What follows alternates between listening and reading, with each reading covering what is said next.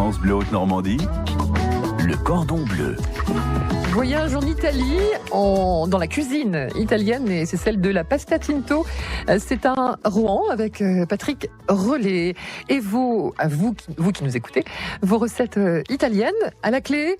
Pour la meilleure recette, un livre à mes tables d'été pour réussir des repas gourmands et créatifs. Très beau livre de recettes d'été. Donc ça vaut le coup de nous appeler. Et on rajoute un t-shirt, le t-shirt officiel et le bracelet des concerts de la région. France Bleu est partenaire des concerts de la région qui auront lieu du 3 au 6 juillet, qui vont se dérouler près du pont Flaubert à Rouen. Gratuit, avec en tête d'affiche Métronomie, Flip the Youth, Martin Garrix ou encore Texas. Eh oui, quand même. Donc concert officiel, si vous voulez le t-shirt, si vous voulez le t-shirt et le bracelet plus le livre, on attend vos recettes de cuisine italienne. Alors, Patrick Relais, on parlait du pont Mathilde, ça vous fait bien plaisir, hein, C'est pas un plaisir, c'est du bonheur, parce que 80 000 voitures d'un seul coup qui viennent plus, qui hésitent à venir, en fait, c'est vrai que le joli pont-Levant, on avait l'impression que c'était plus un pont-levis, tellement les gens avaient du mal à accéder. Rouen, c'est vraiment une super ville. Faut pas que les gens se disent on va faire les courses un peu plus haut dans même si c'est bien sûr les grandes surfaces, mais quand même aller un peu de centre-ville, un peu de chaleur humaine, un peu de vrai commerce de proximité. Ça vaut le coup pour retrouver les saveurs italiennes, le soleil. On en parlait à l'instant parce que venir chez vous, c'est quand même un beau voyage en Italie à la pasta tinto. Allez, pour le plaisir, rappelons vos origines, la région. D'où est originaire votre maman ? Alors la région, c'est le Piémont toujours un petit peu. Alors ça me fait toujours sourire de parler du Piémont, parce que le Piémont pour les Italiens est toujours considéré comme les gens un peu travailleurs, un peu. Mais bon, pourquoi pas c'était les gens qui habitaient chaud l'été, un petit peu froid. C'est une petite Toscane, en fait. Moi, je connais pas le Piémont, je connais bien la Toscane, mais pas le Piémont. C'est un petit résumé, en fait, des petites collines, bien sûr. Plein de jolis produits exceptionnels avec, comme dans toutes les villes italiennes, c'est vrai que si vous avez le plaisir de vous y balader, et moi je commence à être un peu en manque, toutes les villes italiennes, on voit, il y a des bâtiments exceptionnels, c'est beau de partout. Je me rappelle la dernière fois, lors d'une petite visite à Rome, je rentre dans une église qui avait rien d'exceptionnel. J'ouvre la porte, je regarde à droite, c'était Fra Angelico. Je regarde à gauche, c'était Raphaël, et puis on s'aperçoit que d'un seul coup, c'est pas une église seulement, c'est un vrai musée. Et l'Italie, c'est ça aussi. Mais pas que. Hein. Non, pas que. Alors, la cuisine en Italie, on va la partager ensemble. Vous nous appelez dès maintenant 02 35 07 66 66, quelques recettes de pâtes, de lasagne et d'autres choses. Et on verra toutes les spécialités qu'on trouve en Italie et notamment à la pasta tinto. France Bleu Haute-Normandie, Annie Le Fléauter, le cordon bleu.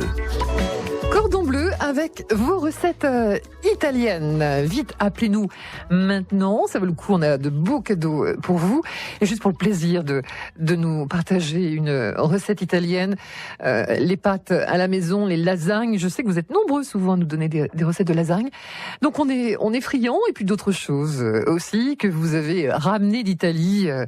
Vous êtes peut-être originaire de là-bas. 02 35 07 66 66. Avec Patrick Relais, alors quelle est la grande spécialité de la pasta tinto ? Pasta fresca, pâtes fraîches, c'est vrai qu'on a le plaisir de les fabriquer depuis 25 ans, sous l'œil inquisiteur quelquefois de notre petite maman, oui. Mais elle a raison.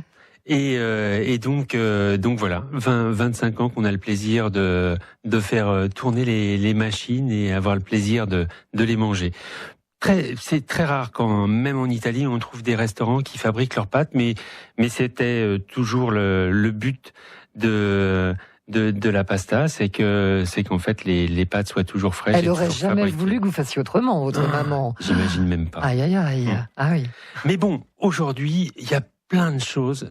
On parlait tout à l'heure un petit peu des produits italiens, et moi je voulais partir un tout petit peu des produits très simples. On parlait un petit peu de mozzarella, parce que par ce temps-là, Une petite mozzarella. Vous savez, le mozzarella, c'est le fromage quand les gens connaissent pas du tout.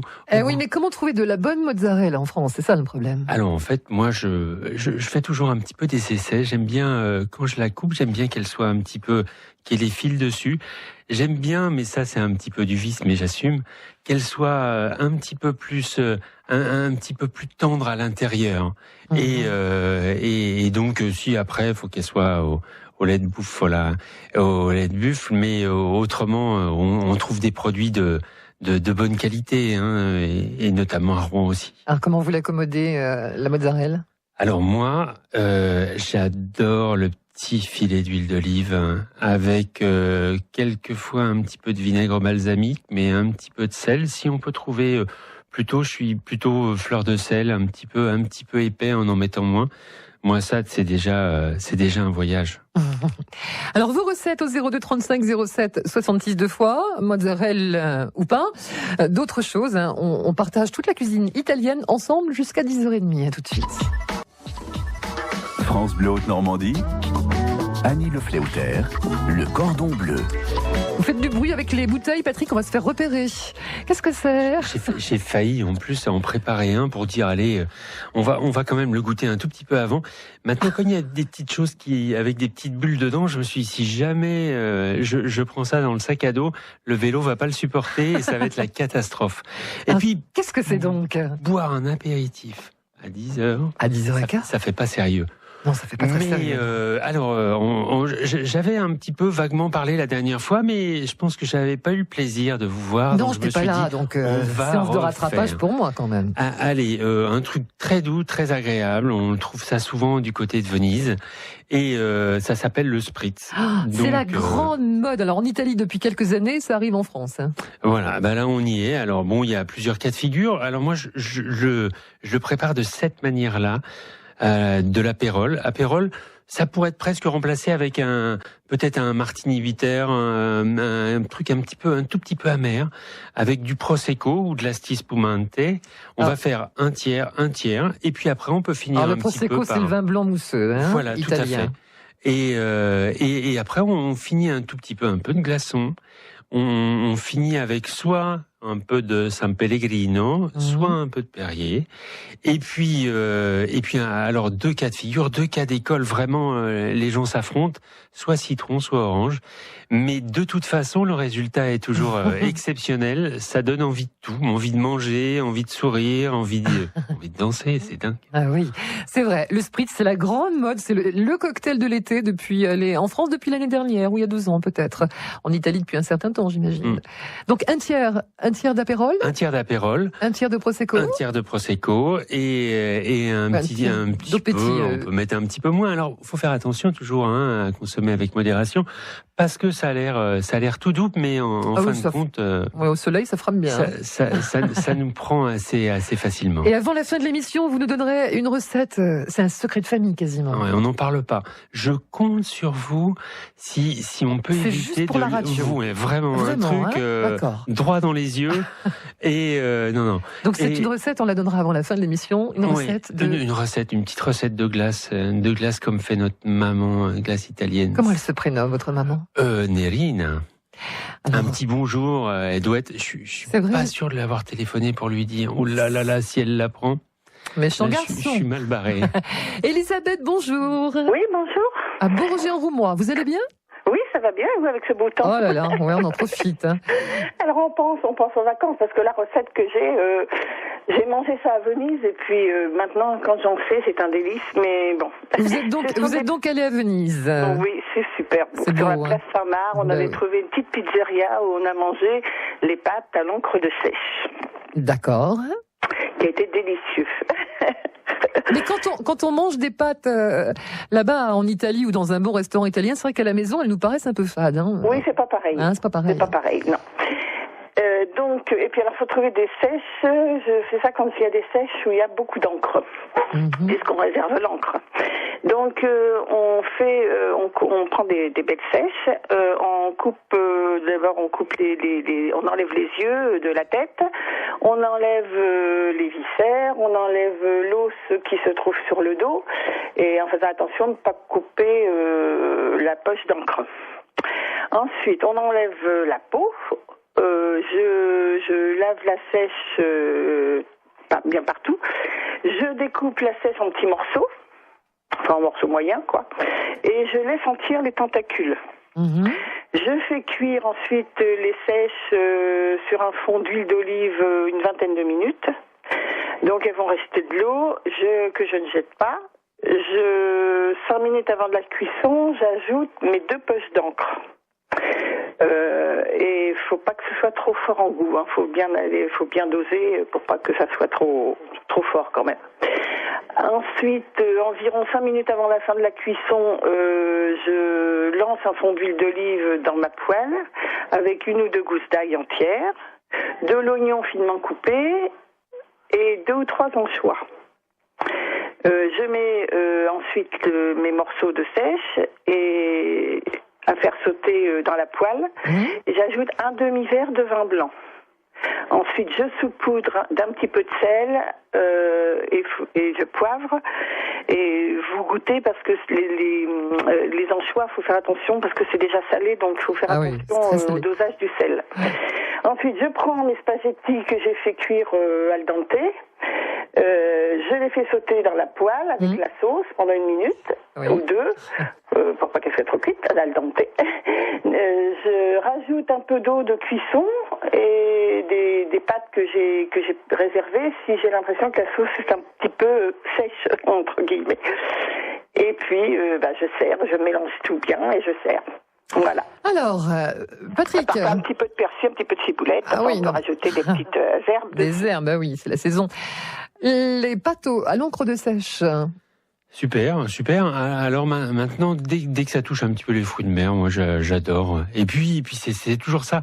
C'est-à-dire toutes nos recettes sont des recettes qui donnent une partie de nous-mêmes. Donc moi je peux qu'adorer qu'on ait envie d'en manger. C'est vrai qu'avec les petites tentacules aussi, il y a un truc qu'on peut faire qui est très sympa avec les poulpes, c'est des petits beignets.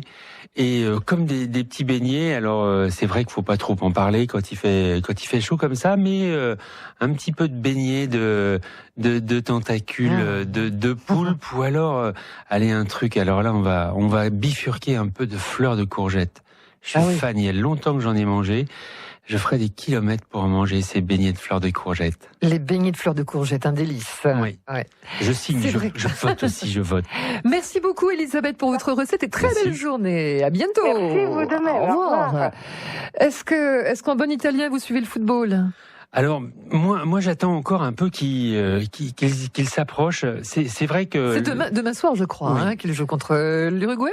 Oui. Non, oui. Et je crois que dès que c'est un petit peu trop mouvement de foule, alors je me la joue pas un petit peu, mais c'est vrai que ça a tendance un peu à me fermer mes oreilles. Alors je suis sûr, si jamais ça pousse un petit peu, j'aurais du mal à pas regarder les matchs. Maintenant, je me garde un petit peu le plaisir de pouvoir parler encore. De les voir venir. Oui. Emmanuel, bonjour à Côte-Bec-les-Elbeuf. Bonjour Noyo, comment va? Oh là, ça va être sans moi, je pense, la conversation. Bonjour. Vous allez bien, Emmanuel? Très bien, et vous-même? Tout y va bene. Tout est bene, molto bene. Donc moi, c'est une recette de tiramisu fruits rouges. Donc je fais le tiramisu, mais sans le café. Donc je prends du jus de fruits rouges.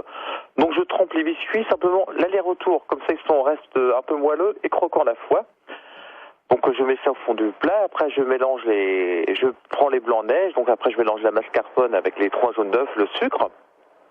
Donc je fais ça la veille pour le lendemain, ça change un peu du tiramisu traditionnel et c'est super bon avec les fraises et les framboises du jardin, c'est un délice.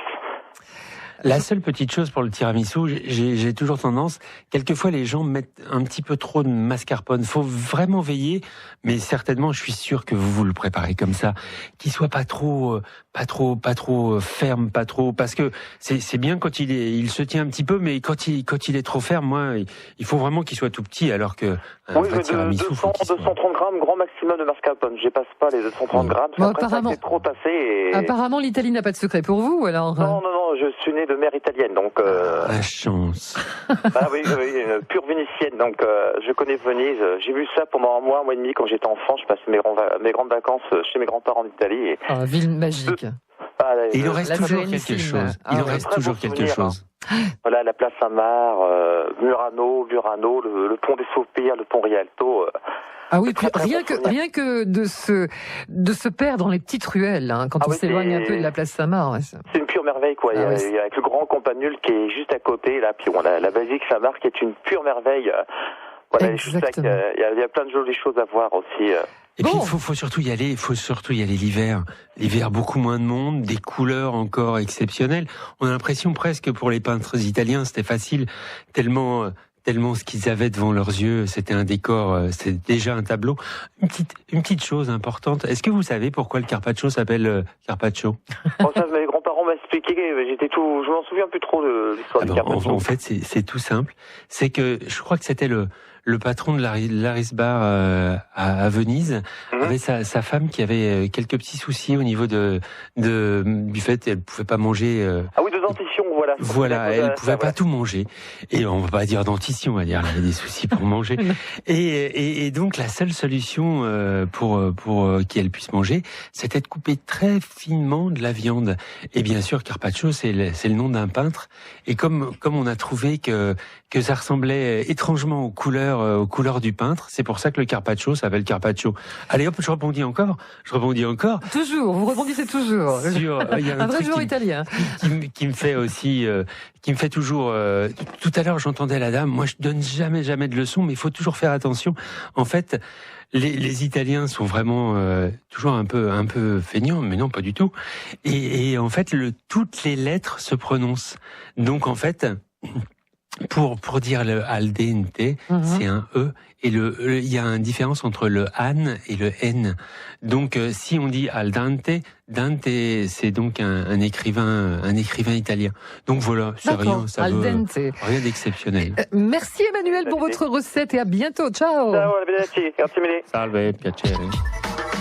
Le cordon bleu, c'est vous. 02 35 07 66 66. Produits du marché, de saison et cuisine de pays. Appelez France Bleu Haute-Normandie maintenant.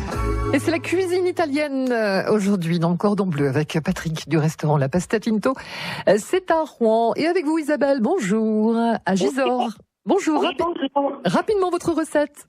Moi c'est les pâtes à l'italienne. Oui. Voilà, je prends une casserole, je mets un petit bout de beurre, je fais revenir mon oignon. Je vais chez mon boucher, je vais chercher du steak haché non reconstitué, où je fais mes petites boulettes. Donc voilà, je fais revenir tout ça. Après, dès que c'est bien revenu, je mets, je recouvre d'eau. Je mets deux petites boîtes de sauce tomate, ainsi que des champignons. Tout ça, je laisse mijoter. À part, je fais mes spaghettis. Oui. Et quand ma sauce elle est réduite, eh bien je verse, j'égoutte mes spaghettis, je verse après ma sauce sur mes spaghettis, et après je mélange tout et je mets du gruyère râpé. D'accord, bon, simple mais efficace, hein. La boîte de tomates, faut prendre le coulis de tomates maison quand même. Oui. Et puis c'est vrai que faut essayer au moins des tomates pelées, quoi, un truc un petit peu. Voilà, on va faire. Mais sinon simple et efficace. Ça doit être merci. Super. Oui, merci Isabelle. Malheureusement, on arrive déjà quasiment à la fin de l'émission. À propos de pâtes, quelles sont vos pâtes préférées entre les penne et les spaghettis? Alors moi, c'est tous les jours, tous les jours, ça peut être différent. Alors, je peux confirmer que les pâtes ne font pas grossir, hein, contrairement à ce qu'on pense. Hein. Non. En fait, ce qui fait surtout grossir, c'est ce qu'on met un tout petit peu autour et à côté. Alors maintenant, vraiment, moi, quelquefois, j'ai des envies. J'aime bien des pâtes qui tiennent un petit peu la sauce d'une certaine manière. En plus, en fonction de la consistance même de ce qui va accommoder les pâtes, les pâtes peuvent être un petit peu différentes. Si c'est un peu plus liquide, un peu moins liquide, mais moi je suis fan, vous savez, une bonne sauce tomate, je peux la manger comme une confiture sur du pain. Donc voilà. Quand les tomates ont du goût, qu'elles ont de la saveur, il faut respecter les saisons, les variétés. Oui. Voilà. Et recette ou pas recette? La recette de la glace. Je vais pas vous laisser partir sans la recette de la glace, qui est un secret de famille. Alors, la recette de la glace, c'est une glace à quoi? On est toujours d'accord, on n'en parle pas. Alors, recette, un truc tout simple. Quand il fait un petit peu chaud comme ça, je me suis dit, tiens, allez, un peu de fragola. Fraise, on va dire. C'est que fraise, c'est simple, mais par exemple, framboise, on est toujours un petit peu embêté quand on habite depuis pas mal de temps en France, parce que framboise se dit lampone, ce qui ressemble beaucoup moins déjà. Alors on fait pas les marioles, je reviens aux fraises, glace à la fraise. En fait, tout simple. On va faire un sirop avec du sucre. On peut prendre des sucres morceaux et de l'eau. Donc on va dire 500 grammes de sucre et un demi-litre d'eau qu'on va mettre dans une petite casserole. On va faire bouillir. Une fois on va obtenir les petites bulles, on va arrêter la cuisson et on va laisser refroidir. À côté, on va prendre 600 grammes de fraises. Alors moi, les fraises, c'est vrai que j'ai un petit fan pour les Marat des Bois, parce qu'elles ont un goût vraiment super. Elles sont très fragiles, alors il faut vraiment faire attention qu'elles soient sympas. Mais ils ont une nouvelle race, pas nouvelle, mais bon, qui s'appelle l'Anaïs, qui est pas mal aussi. Bon. Et donc là, on va prendre ces 600 grammes, on les lave, on les équeute, et on va prendre ces fraises qu'on va mettre dans un mixeur. On va rajouter 4 décilitres,5 de sirop qu'on a obtenu. Une fois qu'il sera froid, qu'on va adjoindre à nos petites fraises, on ajoute un demi-jus de citron et on mixe. Deux cas d'école aussi, soit après on passe un petit peu tout pour avoir un aspect, une texture très lisse, ou alors si on préfère un petit peu le côté un petit peu plus nature, on laisse sans le tamiser. Et puis après on met dans la sorbetière, parce qu'il faut une sorbetière, et là on laisse les pales doucettement, le bruit de la musique entêtante, et jusqu'au moment où ça va se relever. Et là surtout, si vous avez la possibilité de pas forcément la remiser tout de suite, mais d'être pas trop loin du repas, et là vous la mangez avant que tout se cristallise un petit peu, et là vous allez arriver, c'est quasiment une pâte à tartiner, c'est un bonheur immense. Ah, les glaces. Oui, les glaces aussi en Italie, les gelati. Qui est la meilleure recette selon vous entre les pâtes à l'encre de sèche, le tiramisu, ou les pâtes d'Isabelle? C'est à moi que vous me demandez. Oui, moi, c'est toujours. Vous qui êtes en face de moi. Non, c'est toujours difficile. Parce que bien. Ouais, moi, j'ai. Alors, peut-être la dernière, mais la personne m'était tellement sympathique que je me permettrais pas. Elle me semblait un tout petit peu sain. Celle à l'encre de sèche, je pense qu'on pouvait peut-être la simplifier un petit peu. Le tiramisu, moi je dis que tout ont l'air vachement bien quand même. Bon, on va voir avec Morissette qui remporte le cadeau cordon bleu aujourd'hui. Alors, Patrick, je vous laisse retourner au restaurant parce que c'est ouvert aujourd'hui. Il y a spectacle aujourd'hui encore. Et puis c'est vrai que en plus, quand il fait ce temps-là et qu'on n'a pas de terrasse, tous les gens qui viennent sont vraiment accueillis. Il faut venir prendre le frais aujourd'hui. Aussi.